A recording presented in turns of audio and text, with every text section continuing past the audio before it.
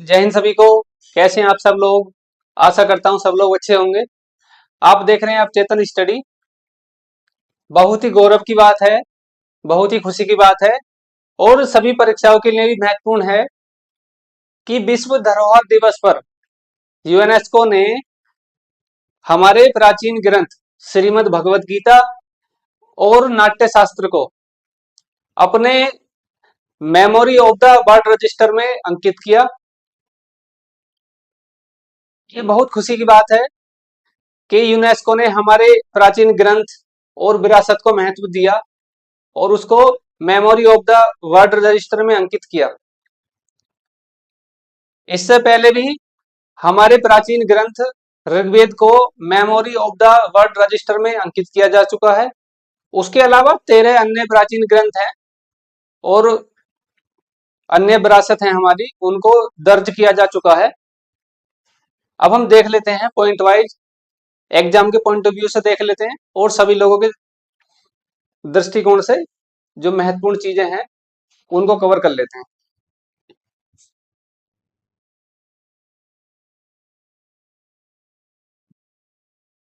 श्रीमद् भगवत गीता और नाट्य शास्त्र यूनेस्को के स्मृति कोश में दर्ज।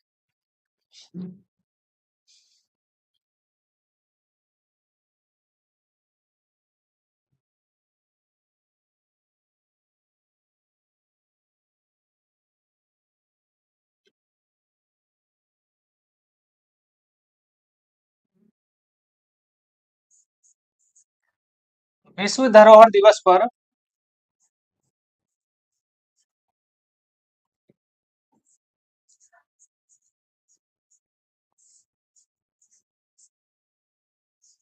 यूनेस्को ने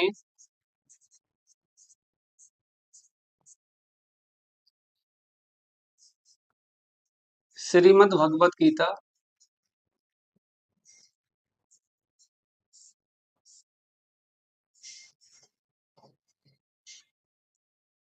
तथा नाट्य शास्त्र को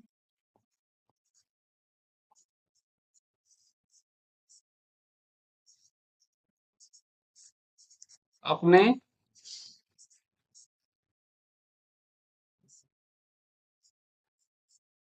मेमोरी ऑफ द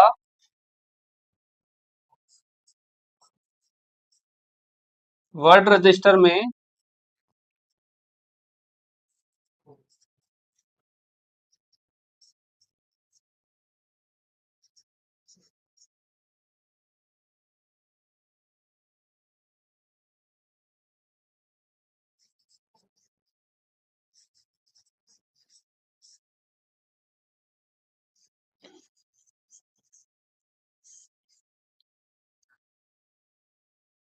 विश्व धरोहर दिवस पर यूनेस्को ने श्रीमद् भगवत गीता और नाट्य शास्त्र को memory of the world register में अंकित किया।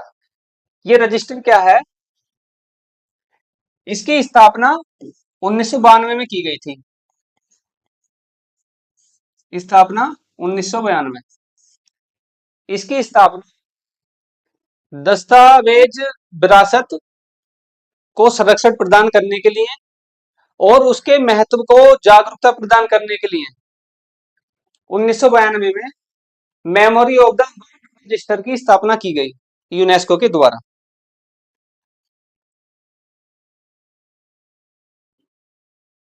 अब तक इसमें कितने नाम दर्ज हो चुके हैं? जो memory of the world register है, इसमें अभी तक कितने नाम दर्ज किए गए हैं? तो इसमें 72 देशों व 4 अंतरराष्ट्रीय संगठनों के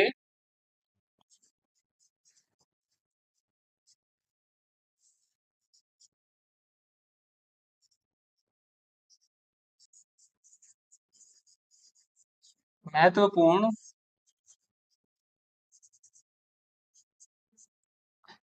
शोधों सहित 570 पांडुलिपियों को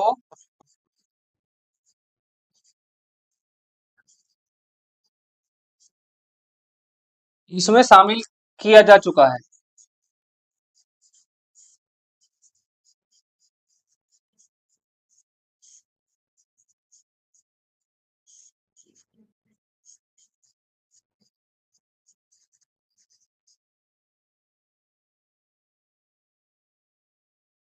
क्लियर दिख रहा है ना?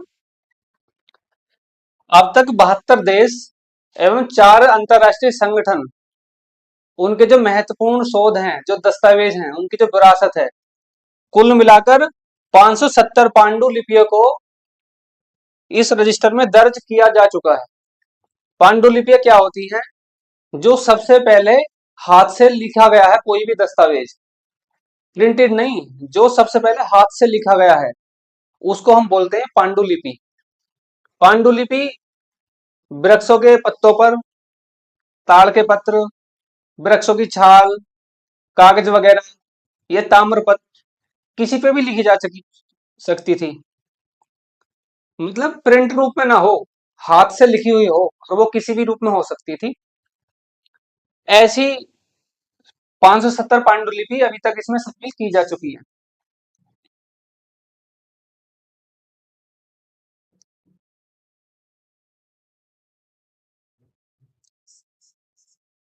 अब हम जानकारी कर लेते हैं कि श्रीमद् भगवत गीता क्या है, इसमें किस चीज की जानकारी दी गई है, ऐसा इसमें क्या है जो यूनेस्को ने इसको memory of the world register में अंकित किया है।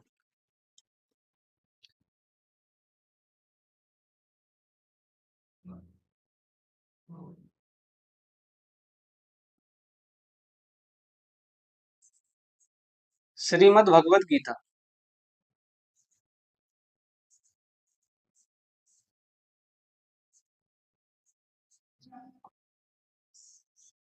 इसके बारे में हम सामान्य जानकारी कर लेते हैं कि क्या क्या है इसके अंदर। यह 700 श्लोक वाला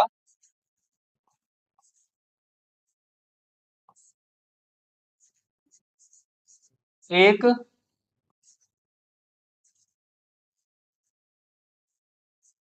दार्शनिक एवं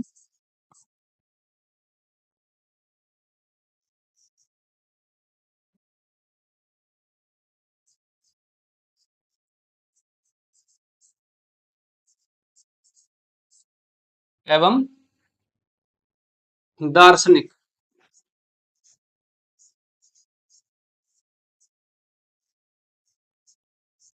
ग्रंथ है, जो महाभारत के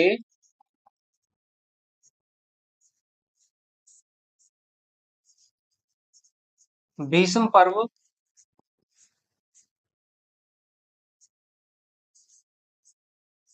भीष्म पर्व के अध्याय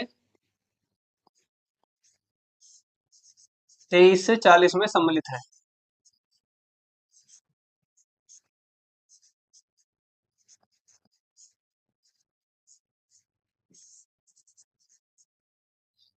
यानी जो हमारा महाभारत ग्रंथ है, उसमें जो भीष्म पर्व है, उसके अध्याय 23 से 24 तक श्रीमद् भगवत गीता सम्मिलित है। जब भगवान श्री कृष्ण जी द्वारा कुरुक्षेत्र के रणभूमि में अर्जुन को जो उपदेश दिए गए थे, उन्हीं उपदेशों का संकलन श्रीमद् भगवत गीता है।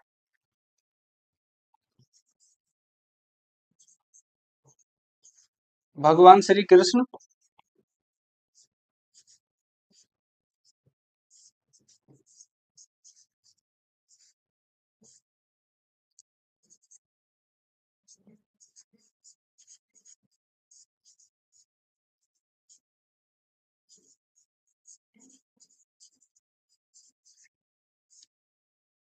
कुरुक्षेत्र में दिए गए उपदेशों का संकलन।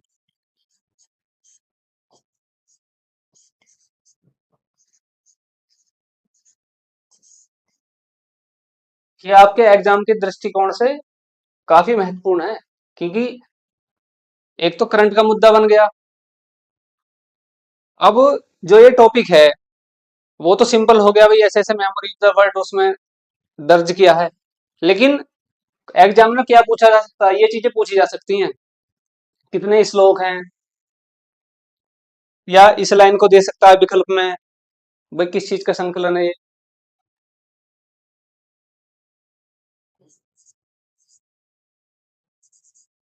इसमें ज्ञान, योग, कर्म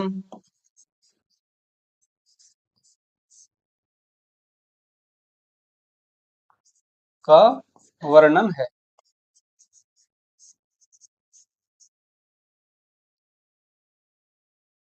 ज्ञान योग, कर्म योग और भक्ति का इसमें वर्णन किया गया है।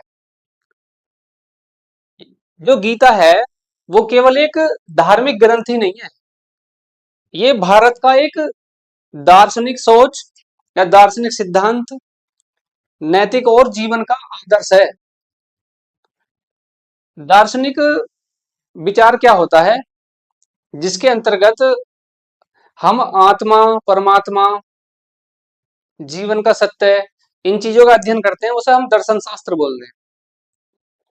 नैतिकता, नैतिकता के अंतर्गत हम उन आदर्शों का अध्ययन करते हैं कि मनुष्य के जीवन के लिए क्या गलत है, क्या सही है, एक मनुष्य का दूसरा मनुष्य के प्रति क्या व्यवहार होना चाहिए, क्या जस्टिफाई करना चाहिए दूसरे इंसान के साथ। इन्हीं सब चीजों का जो अध्ययन है या इन्हीं जो मूल्य का जो सिद्धांत है, उसे हम नैतिक बोलते हैं, नैतिकता, एथिक्स।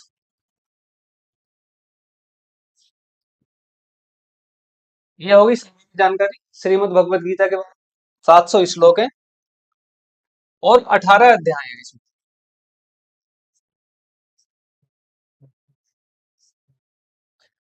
अब हम देख लेते हैं नाट्य शास्त्र।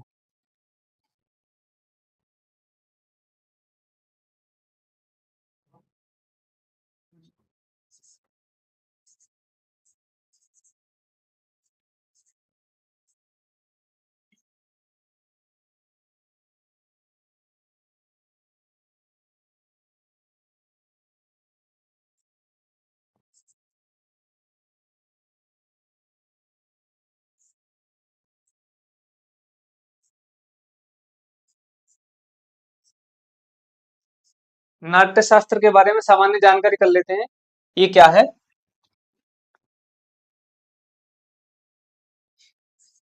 यह है भरत मुनि द्वारा रचित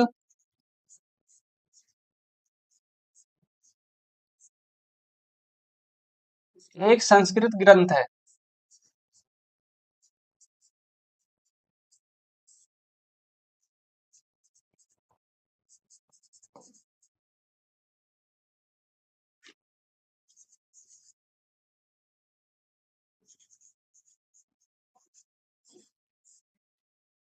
इसमें नाट्य, नृत्य, संगीत, रस, मुख्यतः जो 9 रस हैं हमारे, उनका वर्णन नाट्य शास्त्र में मिलता है। इसमें नाट्य, नृत्य, संगीत, रस, मुख्यतः जो 9 रस हैं, इनका वर्णन है।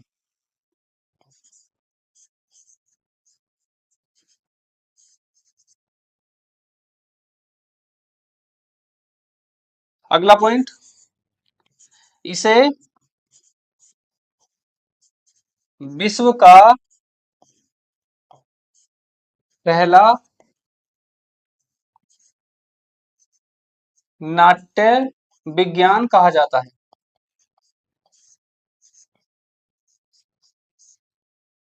माना जाता है। यह विश्व का पहला नाट्य विज्ञान है। आगे, इसकी रचना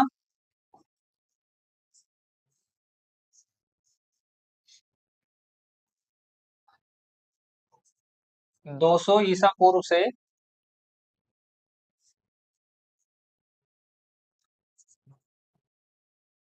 200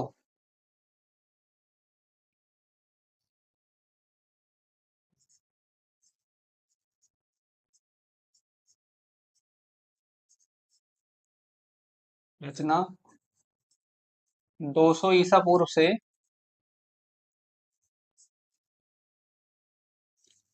200 ईसवी के मध्य हुई।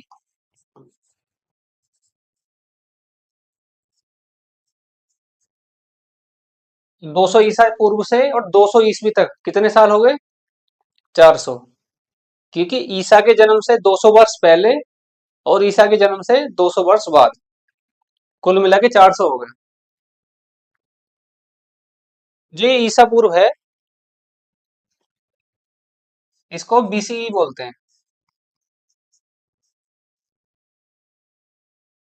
पहले ईसा पूर्व यानी ईसा मसीह के जन्म से पूर्व का जो भी काल है, तो काफी देशों के असहमति से कि अभी ये तो एक अपने धर्म को बढ़ावा देने वाली बात हो गई, तो सबकी सहमति से ये चीज निकल के आई। बीसीई, बीसीई, यानी जब से ईसवी का आरंभ है उससे पहले का, उसे बोलते हैं बीसीई, बिफोर कॉमन एरा। और उसके बाद का ईसवी के लिए क्या बोलेंगे? CE, common era. ऐसे ही से हालांकि हम लोग प्रचलन में अभी कर लेते हैं यूजी से, लेकिन रियल में क्या है? CE, common era. यानी जब से जो ये सन जो स्टार्ट हुआ पहले से, उसे बोलते हैं सीई, कॉमन एरा। उससे पहले का बीसीई, बिफोर कॉमन एरा।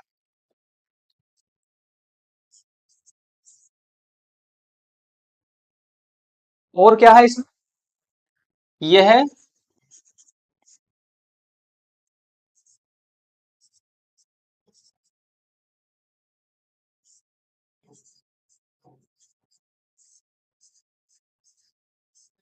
एवं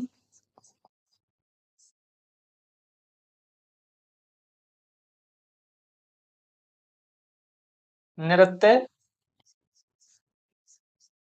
शास्त्र की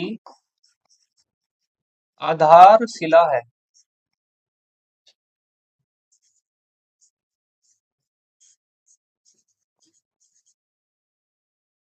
जिसकी शिक्षाएं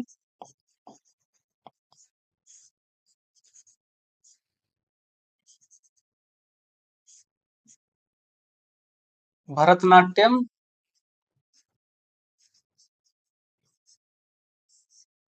कथक,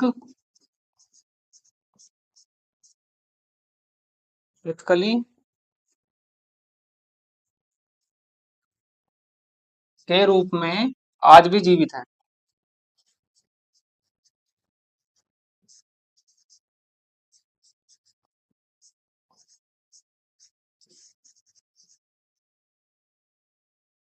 नाट्य कला एवं नृत्य शास्त्र की आधारशिला है। जो भी भरतनाट्यम है, कथक, कथकली है, इनकी आधारशिला कौन है? नाट्य शास्त्र। तो ये भरतनाट्यम, कथक और कथकली के रूप में आज भी जीवित है। ये इसके महत्वपूर्ण चीजें कवर हो गई लगभग, जो आपके एग्जाम के पॉइंट ऑफ व्यू से हैं। अब हम 2 मिनट में चर्चा कर लेते हैं UNESCO.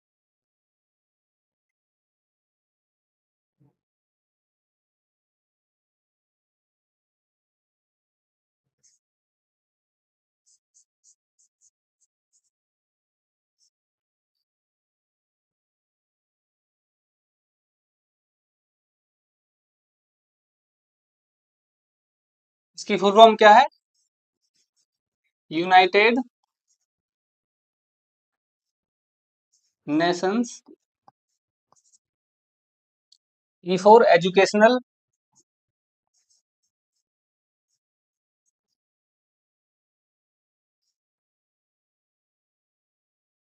S for scientific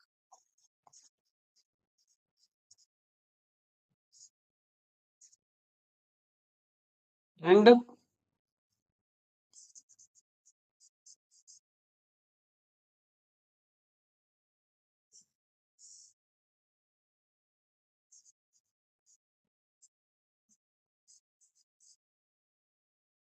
cultural organisation.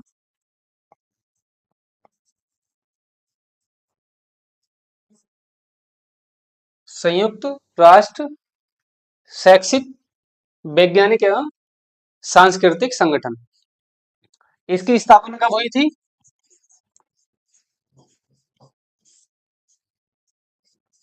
16 नवंबर 1945। इसका उद्देश्य क्या था स्थापना का?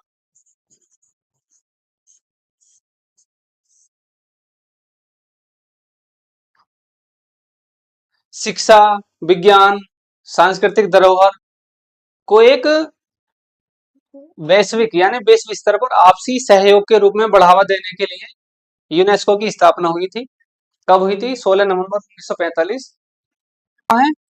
पेरिस,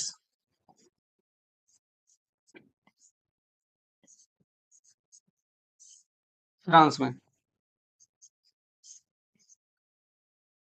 भारत कब बना इसका सदस्य?